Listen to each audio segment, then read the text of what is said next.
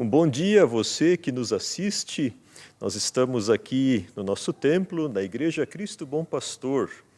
E como no momento ainda não é seguro nós nos reunirmos, então estamos transmitindo o culto para que você possa, na sua casa, no conforto e na segurança, poder estar juntamente conosco, unidos em espírito, para celebrar esse domingo ao nosso Deus. Eu gostaria de saudá-lo com uma das palavras das senhas para essa semana, de Efésios capítulo 5, que diz: vocês são filhos queridos de Deus, e por isso devem ser como Ele. Que a vida de vocês seja dominada pelo amor, assim como Cristo nos amou e deu a sua vida por nós. Essa palavra aqui de Efésios diz que o cristão, ele, através do amor, está praticando a sua fé. A fé se mostra no amor. E nós devemos seguir o exemplo de Cristo, que nos amou, e assim também amar aos irmãos.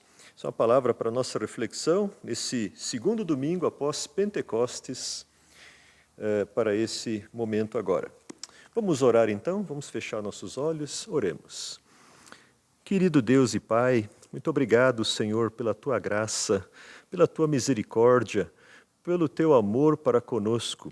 Obrigado, Senhor, pela Tua proteção, pelo sustento, Senhor, pela nossa casa, nossa família, nossa igreja, Senhor. Te pedimos, ó Deus, guarda e protege a cada um de nós. E que a nossa vida também possa mostrar o amor que Tu tens por nós. Obrigado pelo Teu Filho Jesus Cristo, que nos amou e a si mesmo se entregou em nosso favor. Ó Senhor, abençoa esse momento de culto, nós o realizamos em nome de Jesus. Amém.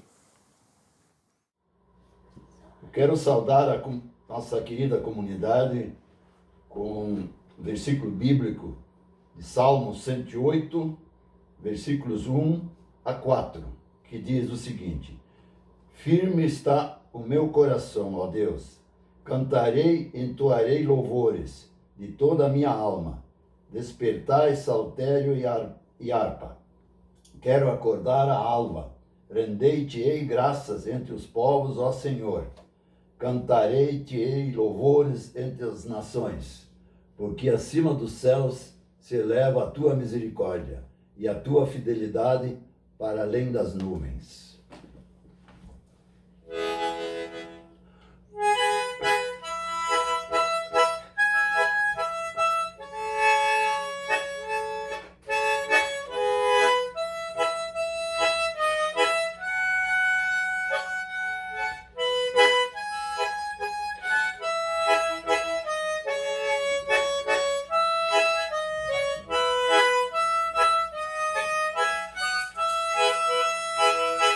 A melhor oração é o amor.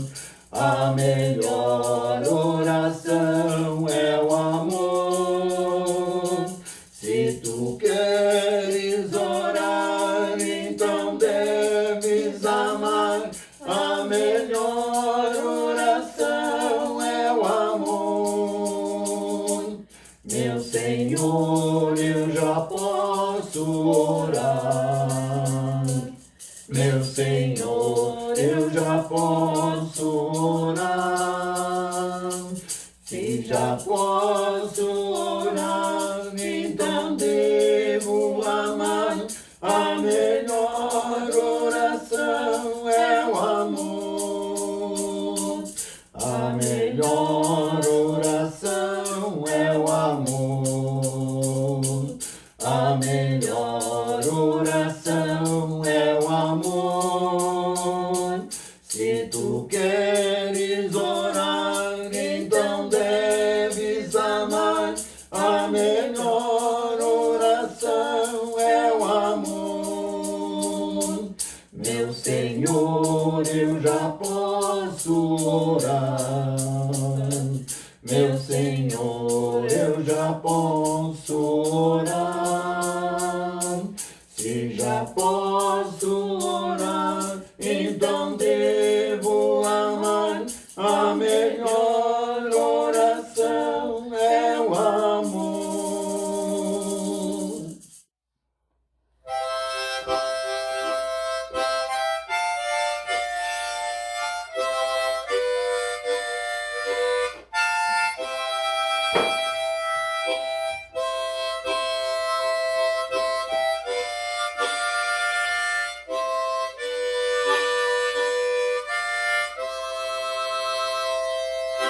Tua é a glória e a honra também,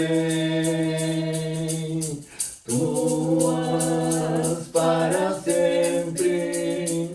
Amém, amém.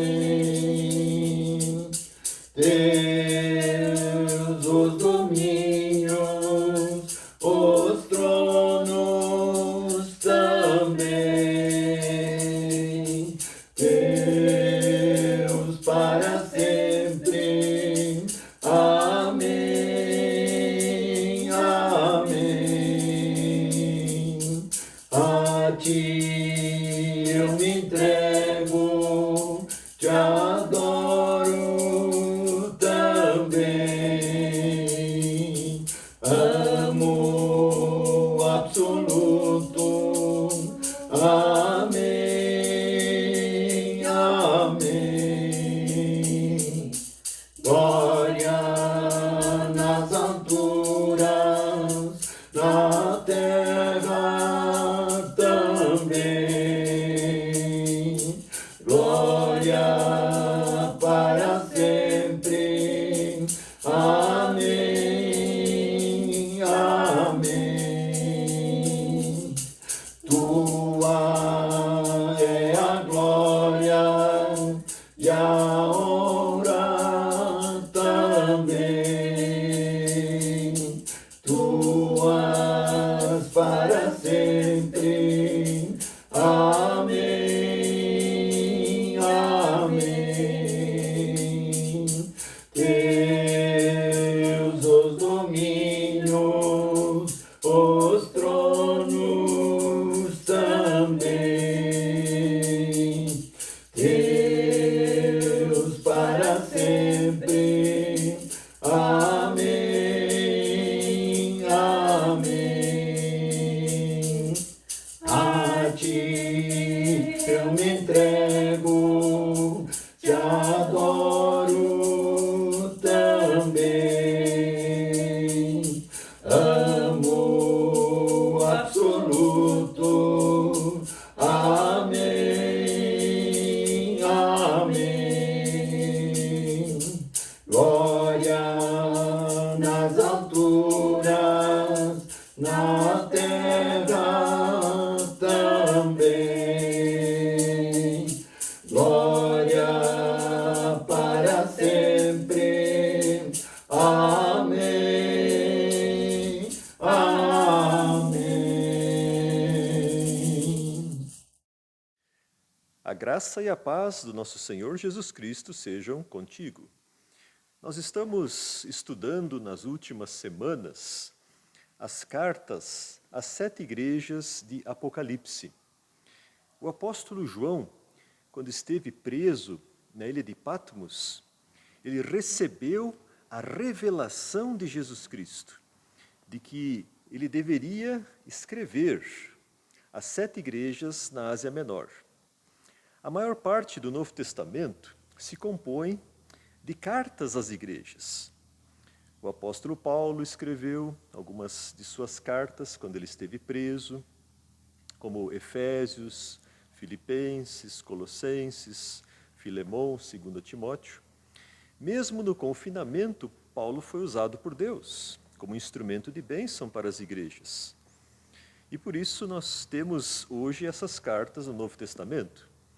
Assim também o apóstolo João, mesmo confinado em Patmos, ele foi usado por Deus para, através de cartas, levar a mensagem de Cristo para as igrejas.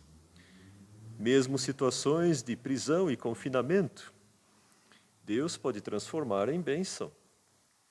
João não deixou de ser cristão por estar preso, nem ficou só lamentando por causa do seu isolamento, mas justamente na prisão em Patmos foi que João recebeu as maiores revelações de Jesus Cristo. No tempo de isolamento, João escreveu para as igrejas cartas de conforto e de exortação da parte do Senhor Jesus Cristo. As cartas às 7 igrejas foram escritas para igrejas que existiam na época do apóstolo João, mas também são mensagens para as igrejas hoje. As 7 igrejas, de certa forma, representam a cristandade como um todo. As mensagens do Senhor Jesus, as igrejas se referem a coisas do passado, coisas do presente e coisas do futuro. As mensagens às 7 igrejas têm um sentido histórico relacionado à situação das igrejas da época, mas também tem um sentido profético relacionado ao futuro. Cada igreja representa um diferente estágio na história. Conforme nós já vimos, a igreja de Éfeso representa a igreja no final da era apostólica, no século I da era cristã. A igreja de Esmirna representa a igreja na era das perseguições, no segundo e no terceiro século. A igreja de Pérgamo representa a igreja na era imperial, a partir do quarto século. A igreja de Tiatira representa a igreja medieval, do quinto ao 15º século. A igreja de Tiatira é uma igreja que se destacou por suas obras. O Senhor Jesus reconhece e elogia as boas obras cristãs praticadas por esta igreja, que são para nós um bom exemplo de amor ao próximo. A caridade, a diaconia, a ação social em favor das pessoas necessitadas. Você procura demonstrar o amor de Cristo pelas pessoas? O cristão deve praticar o amor ao próximo. Esse foi o bom exemplo da igreja de Tiatira. Mas só não devemos pensar que nós podemos conquistar a salvação através de nossas obras. Na era medieval, os cristãos pensavam em Cristo como um juiz severo que só queria puni-los pelos seus pecados. Por isso, as boas obras eram tão necessárias na mente das pessoas para merecer a misericórdia do Senhor. O objetivo era poder alcançar a salvação pela caridade, pelas obras, pelos méritos pessoais. Mas isso era um engano, isso era uma ilusão. Por isso o Senhor Jesus prometeu enviar a estrela da manhã, um mensageiro de Cristo, para testemunhar à igreja o evangelho de Cristo, que foi esquecido. Essa palavra que o Senhor Jesus profetizou significa o alvorecer de um novo tempo na história da igreja.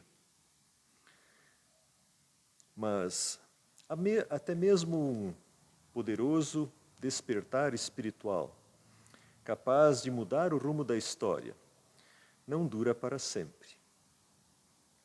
Ficam as lembranças de um passado glorioso na história da igreja, mas nada dura para sempre.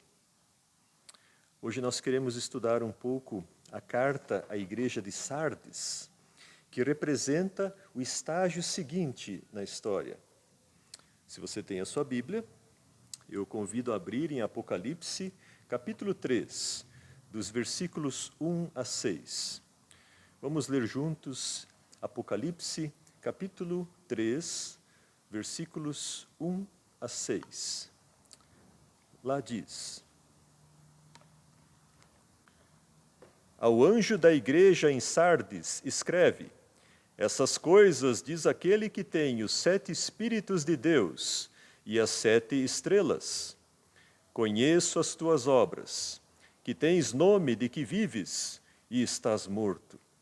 Sê vigilante e consolida o resto que estava para morrer, porque não tenho achado íntegras as tuas obras na presença do meu Deus.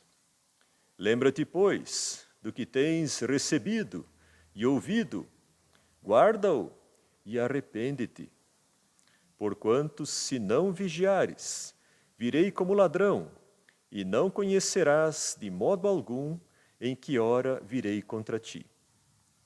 Tens, contudo, em Sardes umas poucas pessoas que não contaminaram as suas vestiduras, e andarão de branco junto comigo, pois são dignas. O vencedor será assim vestido de vestiduras brancas, e de modo nenhum apagarei o seu nome do livro da vida. Pelo contrário, confessarei o seu nome diante de meu Pai e diante dos seus anjos. Quem tem ouvidos, ouça o que o Espírito diz às igrejas. A antiga Sardes ficava situada a cerca de 80 quilômetros a sudeste de Tiatira. Era um dia de viagem, caminhando a pé. Sardes foi uma das cidades mais ricas e poderosas do mundo antigo, capital da Lídia. O nome Sardes significa sárdio, uma pedra preciosa de cor avermelhada. A base da riqueza de Sardes era a mineração de ouro e de pedras preciosas, além da indústria têxtil. Em Sardes foram cunhadas as primeiras moedas do mundo. O último rei de Sardes, Creso, era famoso por suas riquezas fabulosas. Ele financiou a construção do templo de Éfeso, o templo de Ártemis, que foi uma das 7 maravilhas do mundo antigo. Sardes era uma fortaleza e tinha um poderoso exército, mas foi conquistada pelo Império Persa e depois pelos gregos, se tornando uma cidade grega. Nós pouco sabemos da igreja de Sardes, porque não há na Bíblia informações além de Apocalipse. Nós sabemos que na igreja de Sardes, no 2º século, houve um bispo chamado Melito, que seguia o ensino do apóstolo João. Ele escreveu um livro em defesa do cristianismo, endereçado ao imperador Marco Aurélio, além de muitos outros livros que se perderam.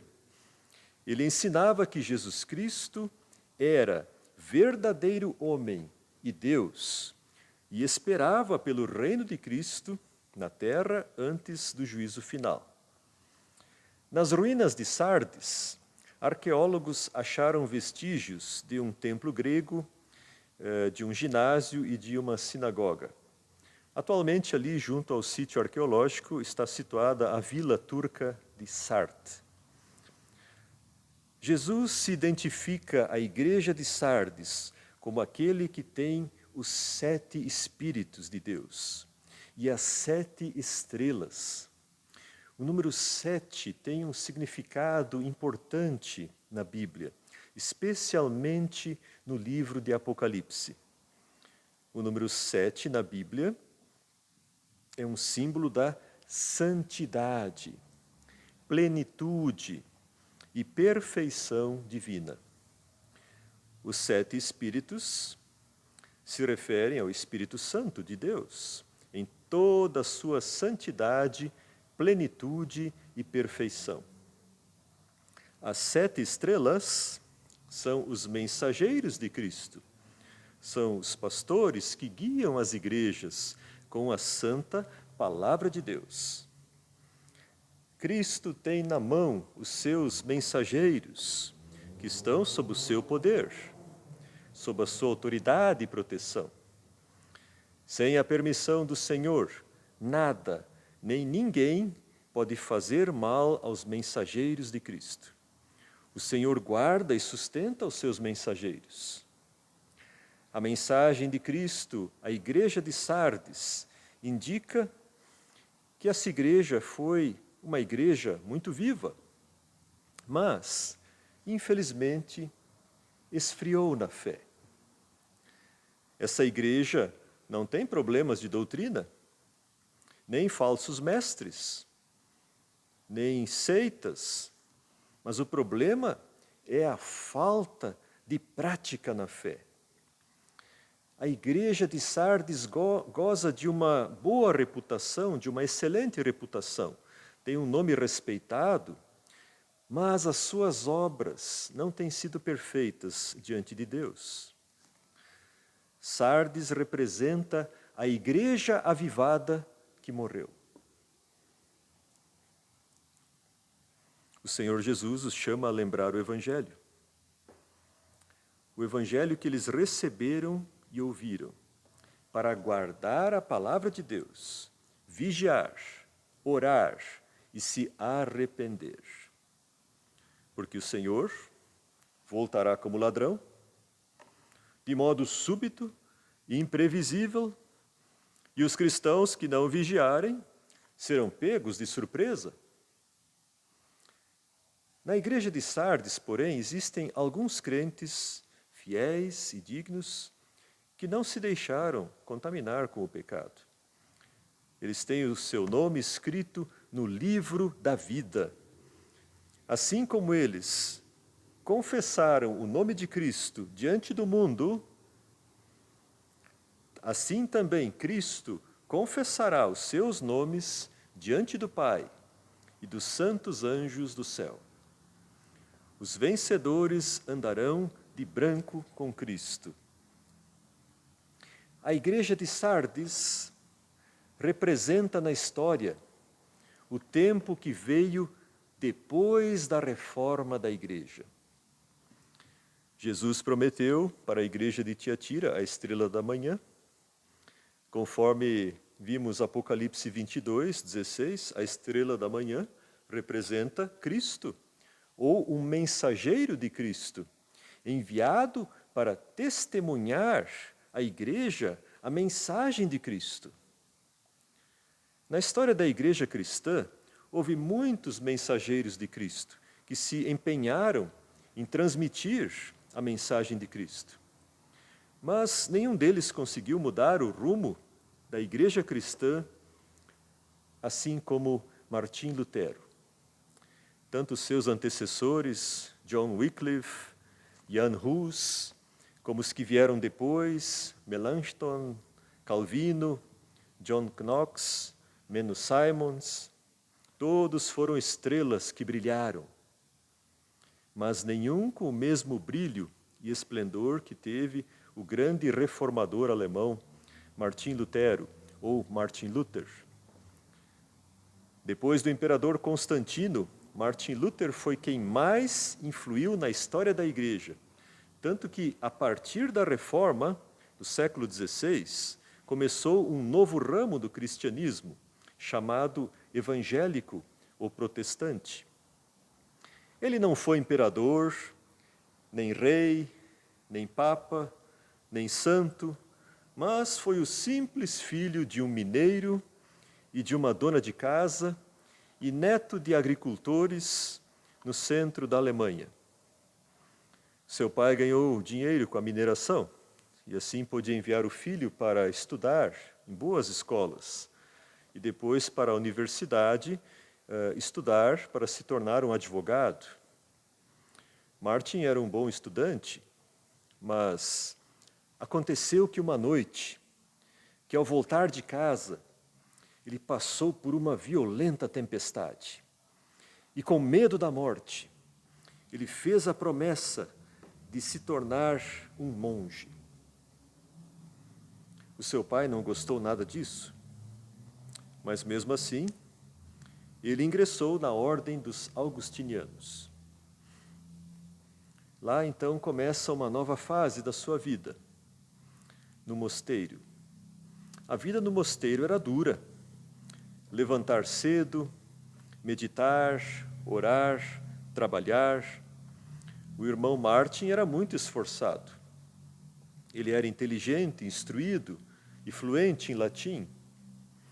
Os seus superiores viram que ele tinha futuro na ordem. Então, deram de presente a ele uma Bíblia em latim de capa vermelha, que ele leu e releu várias vezes. Ele conhecia a Bíblia quase toda de cor. Naquela época, a maioria das pessoas não sabia ler nem escrever. O superior da ordem o enviou para estudar teologia. E assim, em pouco tempo, Martim Lutero se tornou doutor em teologia e foi, então, enviado como professor das Sagradas Escrituras para a Universidade de Wittenberg, na Saxônia. Lá ele se tornou um professor muito popular entre os alunos e foi lecionando sobre a Bíblia, especialmente sobre a carta aos Romanos, que Lutero despertou para a verdade do Evangelho, que estava há muito tempo esquecida, da salvação pela graça, mediante a fé em Jesus Cristo somente. Como o próprio Lutero descreve a sua experiência, ele nasceu de novo. A sua visão do Evangelho o moveu depois, então, a escrever 95 teses para um debate acadêmico com os estudantes, questionando algumas ideias e práticas da época. As pessoas acreditavam que a salvação das suas almas podia ser alcançada pelas suas boas obras, ou até que eles poderiam comprar o perdão de Deus. O Evangelho de Cristo parecia algo totalmente esquecido. Em uma das 95 teses, Lutero escreveu que o verdadeiro tesouro da Igreja é o Santíssimo Evangelho da glória e da graça de Deus. Martim Lutero foi o mensageiro de Cristo para trazer de novo a mensagem do Evangelho à sua geração. Lutero compreendeu, lendo a Bíblia, e somente pelas Escrituras, que nós, pobres pecadores, podemos ser salvos somente pela fé em Jesus Cristo, nosso querido Salvador, que morreu na cruz pelos nossos pecados, e isso sem nenhum mérito ou obra nossa, mas por causa da sua imensa graça e do amor de Deus. As boas obras, segundo Lutero, são consequência da fé em Cristo, assim como uma boa árvore naturalmente produz seus frutos. A fé vem primeiro, depois vêm as obras, como consequência da fé. Lutero escreveu no seu comentário aos Romanos que fé verdadeira é uma obra de Deus em nós, que nos modifica e nos faz renascer de Deus, transformando-nos em pessoas bem diferentes, de coração, sentimento, mentalidade e todas as forças, trazendo consigo o Espírito Santo. Existe algo de muito vivo, atuante, ativo, efetivo, poderoso na fé. Lutero entendia, conforme Romanos capítulo 10, que a fé vem pela palavra de Cristo, o Evangelho. E por isso, o Evangelho precisa ser pregado às pessoas. Lutero via a pregação do Evangelho como o ministério mais importante na igreja. Segundo Lutero, a verdadeira igreja está onde a palavra de Cristo é puramente pregada e ouvida, e os sacramentos são administrados conforme a ordem de Cristo. Se a fé vem pela palavra, então os cristãos precisam ter também acesso à Bíblia. Assim, Lutero traduziu toda a Bíblia, dos originais grego e hebraico para a linguagem que se tornou padrão da língua alemã. Além disso, Lutero incentivou a criação de escolas para a alfabetização da juventude, tanto os meninos como as meninas também. Isso não era uma coisa que naquela época era comum. Mas a partir da Reforma começa a ganhar força. O estudo das Escrituras e o seu ensino recebeu uma grande importância na teologia luterana. A Faculdade de Teologia em Wittenberg começou a formar e a ordenar candidatos ao ministério pastoral. Assim, a Igreja Luterana passou a ter os seus próprios pastores evangélicos. O movimento da Reforma se espalhou por toda a Alemanha, depois Dinamarca, Suécia, Noruega, Finlândia. Na Suíça, liderou o reformador Zwinglio nas regiões de língua alemã e Calvino nas regiões de língua francesa. Na Holanda se destacou Menno Simons e na Escócia John Knox. Na Inglaterra, o rei Henrique VIII se separou de Roma por motivos políticos, fundando a Igreja Anglicana. O impacto da Reforma foi grande por toda a Europa. O movimento da Reforma no século XVI trouxe de volta a mensagem do Evangelho.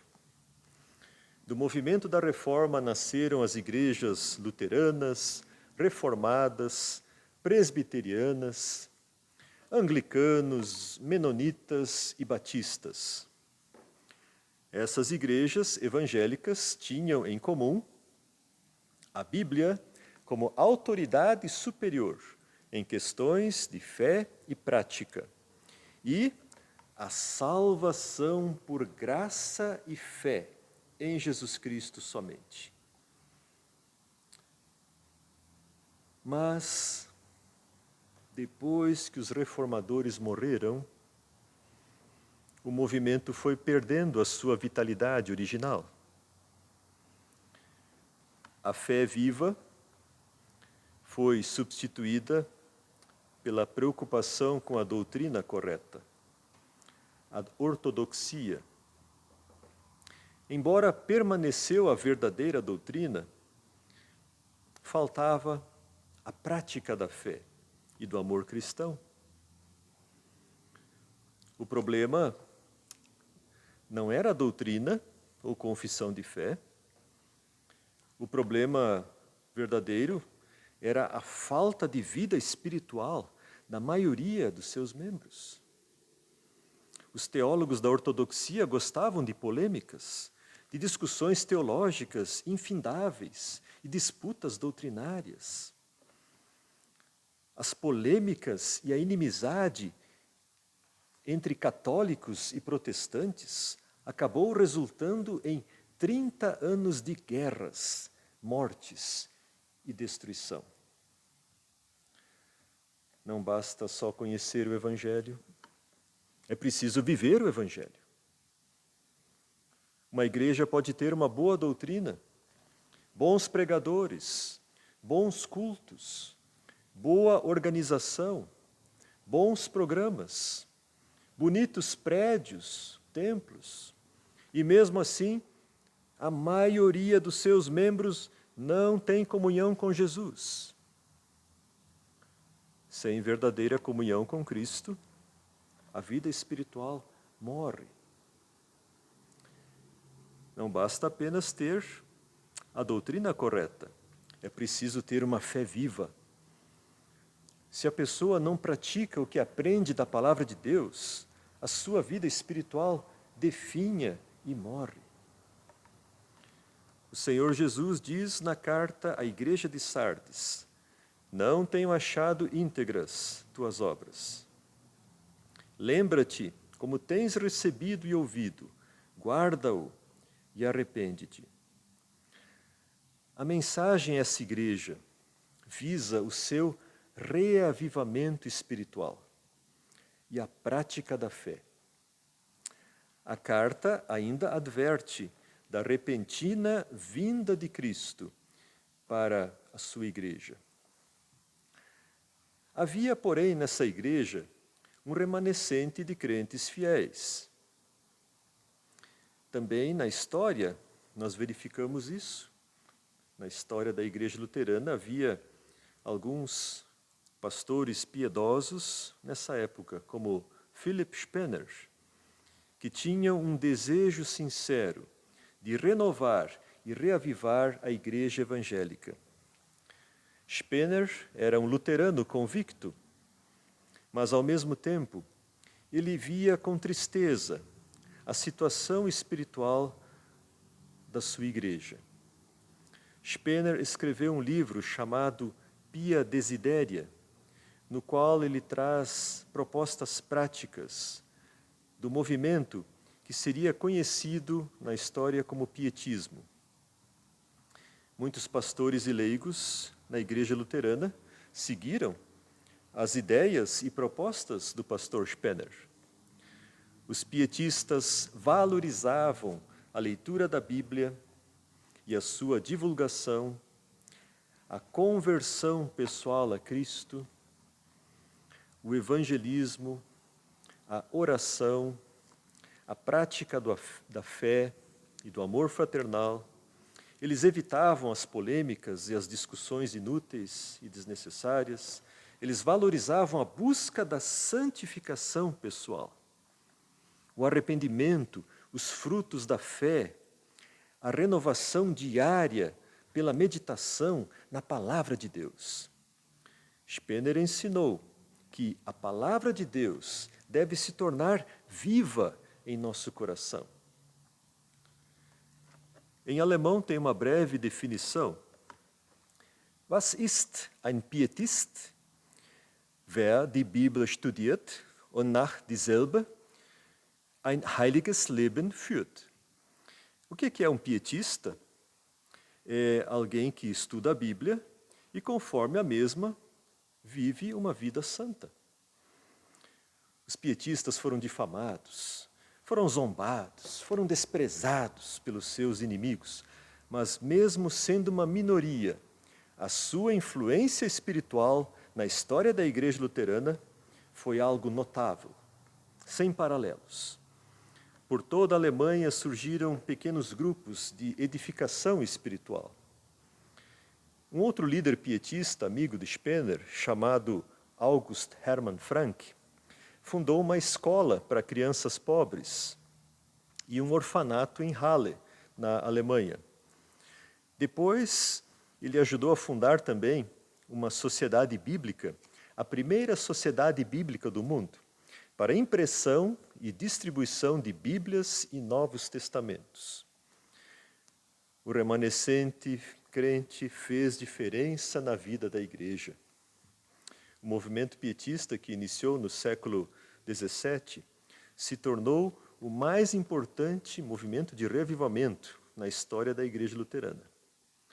O pastor Philipp Spener pregava: quando nós verdadeiramente nos arrependemos e chegamos ao novo nascimento e a fé viva, tudo mais vem depois, espontaneamente, como uma árvore saudável que traz os seus frutos. Na Alemanha, o pietismo trouxe muitos frutos na vida da igreja luterana e no século seguinte trouxe o alvorecer das missões evangélicas entre as nações. Essa é uma nova fase na vida da igreja que nós vamos abordar mais na próxima mensagem. Mas podemos dizer, a partir do pietismo, que uma pequena minoria crente e fiel pode fazer uma grande diferença em uma igreja. Mesmo que sejam desprezados, que sejam ignorados pela maioria, o seu trabalho é valorizado e é reconhecido aos olhos de Deus. Não basta só a igreja ter uma boa doutrina, biblicamente bem fundamentada, mas também é necessário a prática da fé, a boa prática. A igreja na Alemanha foi grandemente abençoada pelo movimento da Reforma. Se a antiga Grécia produziu os maiores filósofos da humanidade, a Alemanha produziu os maiores teólogos da cristandade, tanto luteranos como reformados, que são referência na área da teologia. Mas na área da prática da fé, aí foi o pietismo que trouxe as contribuições mais relevantes. A promessa do Senhor Jesus aos crentes fiéis é: o vencedor terá vestiduras brancas, o seu nome será mantido no livro da vida, e o seu nome será confessado no céu diante de Deus. Vestiduras brancas simbolizam a santidade de vida, a pureza de fé e de caráter. Aqueles que buscam viver a simplicidade e a pureza do Evangelho, em santidade diante de Deus, andarão de branco junto com Cristo, pois são crentes dignos aos olhos do Senhor. O seu nome permanecerá escrito no livro da vida. Mas o que é o livro da vida? Na Bíblia, algumas passagens falam a respeito disso. Em Êxodo capítulo 32, verso 32, Jesus disse que riscará do seu livro quem pecar contra ele. O Salmo 69, verso 28, fala de riscar os iníquos do livro. Daniel, capítulo 12, verso 1, fala de um tempo de angústia, do qual será salvo todo aquele que for achado inscrito no livro. E em Filipenses, capítulo 4, verso 3, o apóstolo Paulo menciona os cooperadores no Evangelho, cujos nomes se encontram no livro da vida. Mas é em Apocalipse que o livro da vida é mais mencionado. Nós temos várias passagens de Apocalipse que falam do livro da vida. Ali diz que na Nova Jerusalém somente entrarão os que estiverem com os seus nomes no livro da vida. Os que não tiverem ali o seu nome serão condenados. Em Apocalipse é chamado de livro da vida do Cordeiro, que foi morto. Esse livro celestial parece conter um registro da história da salvação e das pessoas que fazem parte dessa história. Meu caro ouvinte, você tem o seu nome inscrito no livro da vida do Cordeiro? Você alguma vez orou e clamou ao Senhor por salvação? Você se arrependeu dos seus pecados diante do Senhor Jesus hoje? O Senhor Jesus diz: lembra-te, pois, do que tens recebido e ouvido, guarda-o e arrepende-te. O chamado de Jesus não é só para a igreja de Sardes, mas também para todos nós. Muitos cristãos vivem espiritualmente adormecidos. Jesus nos chama ao despertamento espiritual diário, na comunhão com Ele, e a permanecermos vigilantes, vigiar e orar, porque não sabemos quando será a vinda do Senhor. Vencedor é aquele que se volta para Cristo, para obedecer ao Senhor de todo o coração. Assim é a fé viva. Quem tem ouvidos, ouça o que o Espírito diz às igrejas. Amém.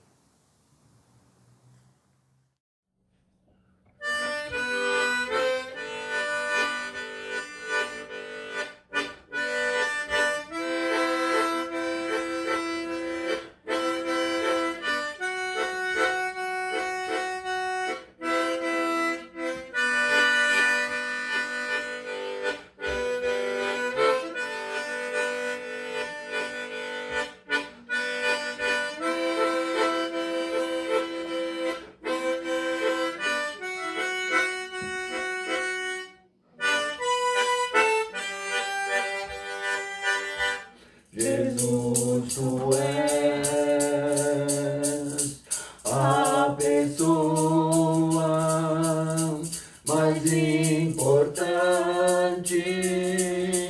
desse lugar.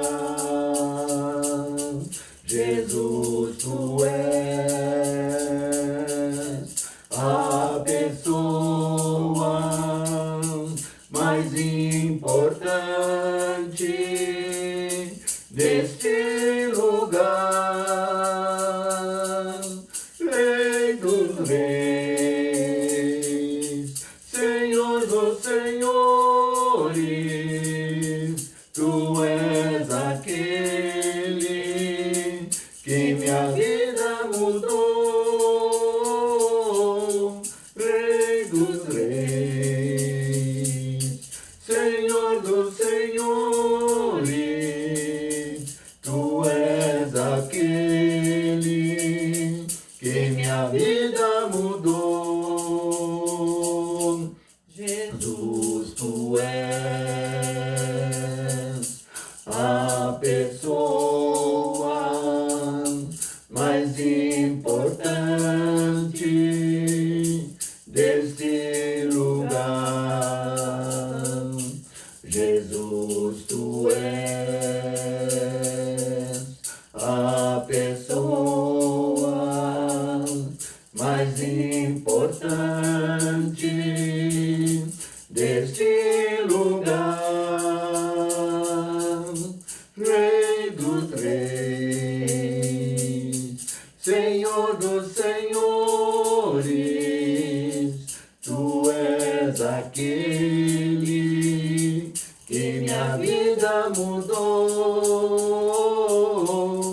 Rei dos reis, Senhor dos senhores, tu és aquele que minha vida mudou. Gostaria de convidar você agora a orarmos juntos a oração do Senhor. Pai nosso que estás no céu, santificado seja o teu nome. Venha o teu reino. Seja feita a tua vontade, assim na terra como no céu. O pão nosso de cada dia nos dá hoje. E perdoa-nos as nossas dívidas, assim como nós também perdoamos aos nossos devedores. E não nos deixes cair em tentação, mas livra-nos do mal, pois teu é o reino, o poder e a glória, para sempre. Amém. E que o Senhor te abençoe e te guarde. O Senhor faça resplandecer o seu rosto sobre ti e tenha misericórdia de ti. O Senhor sobre ti levante o seu rosto e te dê a sua paz. Amém. Nós desejamos então um abençoado domingo para você e para a sua família também.